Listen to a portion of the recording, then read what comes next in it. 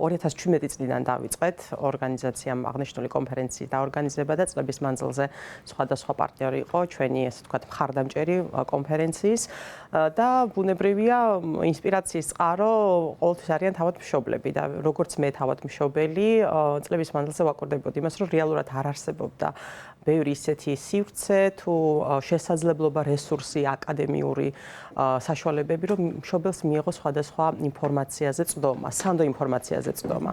სწორედ ასე დავიწყეთ 2017 წელს, ასე ვთქვათ, საუნივერსიტეტო ბაზაზე ინფორმაციის გაცვლა მშობლებისთვის და წლიდან წლამდე გვაქვს სხვადასხვა თემატიკა არჩეული მშობლებისთვის, რომელიც საინტერესო იქნება.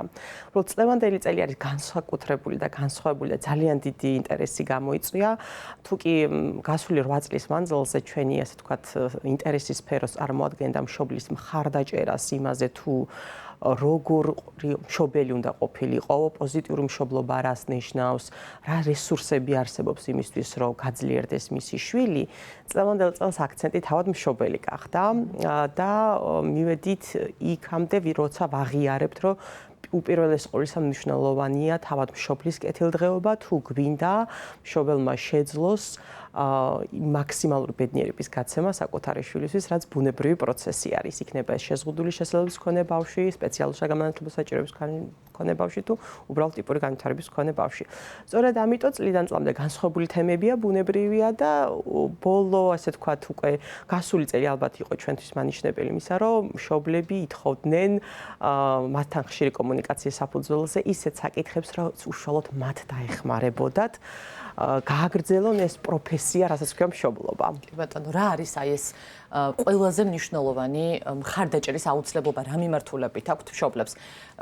ნებისმიერ მშობელს და განსაკუთრებით სპეციალური საჭიროების მქონე ბავშვის მშობელს, რომელიც კიდევ განსხვავებული გამოწვევების წინაშე დგას. კი ბატონო. პირველ რიგში ყველა, ასე ვთქვათ, როდესაც ხვდებით მშობელი, ჩვენ ცხოვრება იცვლება, ხო? და ბუნებრივი პროცესი არის, რომ მუდმივი ზრუნვა მშობელზე მოქმედებს განსხვავებულად. ძირითადად მაინც იმატებს სტრესის დონე და როდესაც ყავს სპეციალური საგამანათლებლო საჭიროების მქონე ბავშვი ან შეზღუდული შესაძლებლობის მქონე ბავშვი, აღნიშნული სტრესის დონე კიდევ უფრო მაღალი არის და შეიძლება მთელი ცხოვრება გაყვეს მშობელს.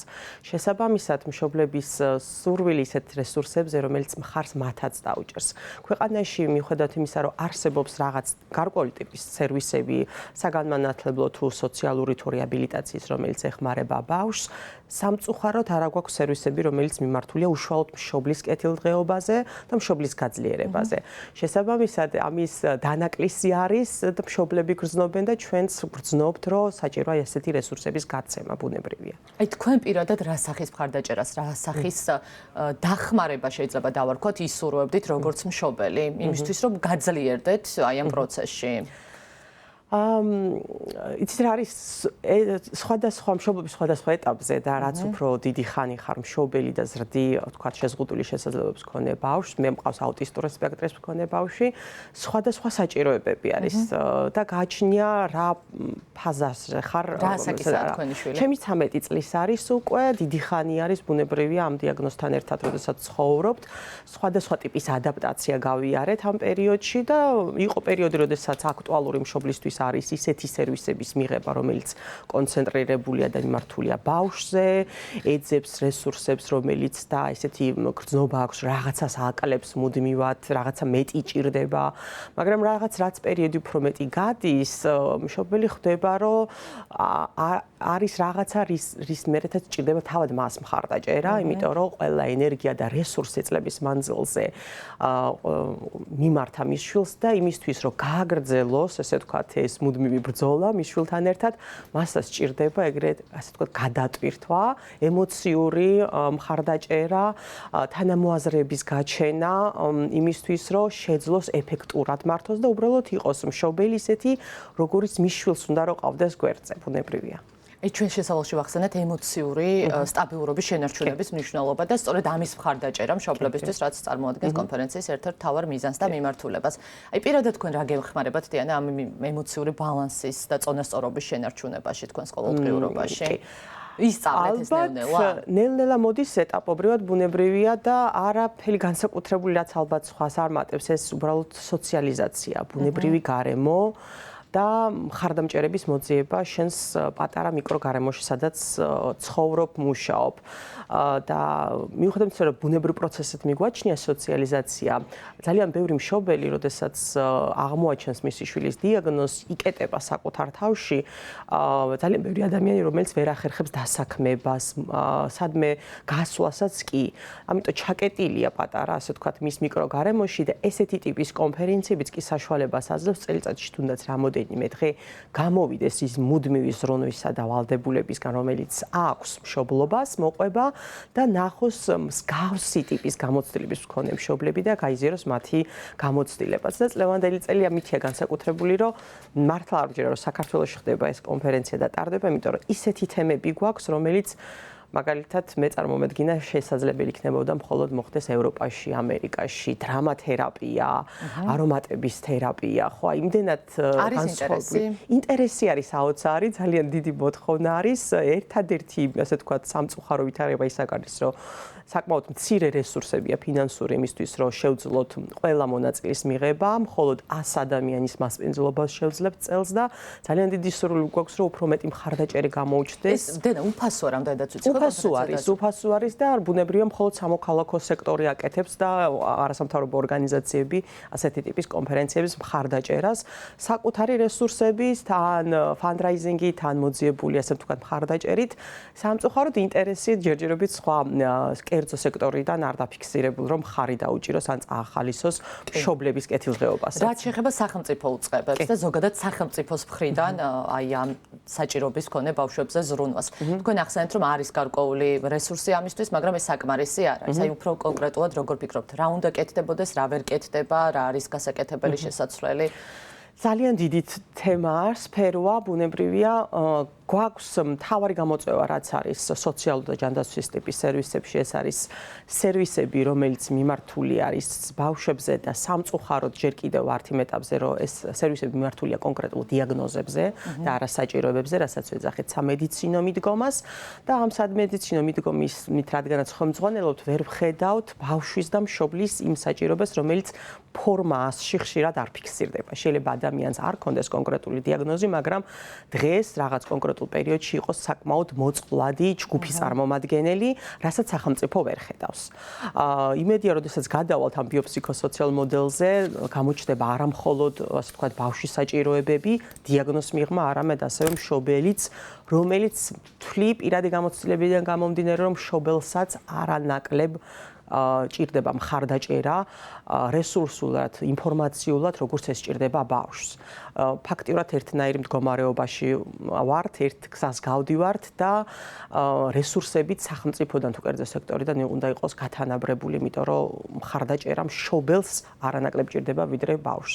ნუ საუბარი არ აქვს ბუნებრივად 18 წლის ზევით ზრდასრულებზე, სადაც უკვე მინიმალურია ის მხარდაჭერა, რასაც სახელმწიფოსგან იღებენ. იცვლება სურათი, უმჯობესდება, შეიძლება რაღაც შეუმჩნეველი ტემპით და პატარ-პატარა ნაბიჯებით, მაგრამ ამ 13 წლის განმავლობაში თქვენი გამოცდილებით, აი რა შეიცვალა? იცვლება ინფორმირებულობის ხარისხი თუ იზრდება მაგალითად. გეტყვით, იცვლება ბრძოლის შედეგად. არაფერი თავისით არ მოსულა ქვეყანაში, არც ერთი სერვისი, არც ერთი პოზიტიური ცვლილება მოიტანა თავად შეზღუდული შესაძლებლობის მქონე პირთა თემმა, მშობლებმა, ზრდასრულმა პირებმა. ეს ნაბიჯები უბრალოდ უფრო უნდა დაჩქარდეს იმისთვის, თუ გვინდა მნიშვნელოვანი, თვალშისაცემი მნიშვნელოვანი პროგრესის დანახვა, თუმცა არის რიგი სერვისები, რომელიც დაფუძნა და განვითარდა ბოლო წლების მანძილზე და ყველაზე მნიშვნელოვანია ბუნებრივია შეიცვალა გაუმჯობესდა დამოკიდებულება საზოგადოებისაც სპეციალურ საგანმანათლებლო საჭიროების მქონე პირებისა და თუ შეზღუდული შესაძლებლობის მქონე პირების მიმართ, რაშიდაც ბუნებრივი აქტიური არა მარტო სახელმწიფოსი, არამედ ყოველთვის ვამბობ, რომ მშობლისაც არის, იმიტომ მშობელმაც აქტიურად უნდა მიიღოს მონაწილეობა და ჩართოს მაქსიმალურად ბავშვი ყველა იმ ბუნებრივ გარემოში, რის ნაწილიც შეიძლება იყოს ბავშვი მისი ასაკიდან გამომდინარე, იქნება ეს ბაღი, სკოლა თუ სხვა რაღაცა სოციუმი, რომელშიც მონაწილეობს ყველა ბავშვი. დიანა, თქვენ ახსენეთ, რამდენად მნიშვნელოვანი არის სოციალიზაცია სპეციალური საჭიროების მქონე ბავშვების მშობლებისთვის, რამდენად გადამწყვეტი მნიშვნელობა აქვს ამას. რამდენად გახსნელები არიან ეს მშობლები დიალოგისთვის, რამდენად შეუძლიათ და სურთ ხმამაღლა ლაპარაკი იმ პრობლემებზე, რაც დგას მაწინაშე. კი, წელს გვაქვს ორი ისეთი თემა, სადაც მშობლებს ამის საშუალებას ვაძლევთ. ერთი სესია არის სტენდაპი 5 წუთი, sadაც უბრალოდ მშობლები გამოვიდნენ და ისაუბრებენ გამოწვევებზე, რაც მათ აქვთ. გვაქვს დრამათერაპია, სადაც საკუთარ ისტორიებს თეატრალური გზით დადგამენ, ალბათ უფრო დაველოდებით, ესე ვთქვათ, ემოციების დაცლას.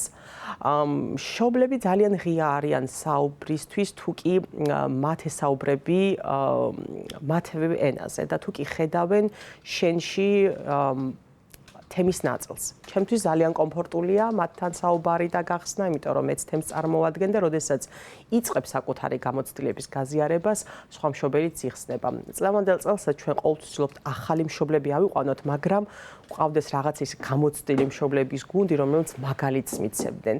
ძალიან რთულია დასაწყისში გაიხსნას მშობელი, მაგრამ როდესაც ყავს მაგალითი გვერდზე, რომელიც იწყებს დიალოგს, საუბარს, ხდება რომ მარტო არ არის და თვითონაც იხსნება. დრო ჭირდება, მაგრამ მაგალითის ხვისი ძალიან, ასე ვთქვათ, მნიშვნელოვანია მშობლისთვის ისტორიის გასაზიარებლად და იმის გასათვითცნობიერებლად, რომ მარტო არ არის და ძალიან ბევრი მხარდამჭერი ყავს და ის გზა, რომელსაც ის გადის, არ არის მარტო გასასვლელი გზა. არიან ადამიანები, რომლებიც შეიძლება აღმოჩნდნენ შენს გვერდში და მხარი დაგიჭირონ ამ გზის გავლაში.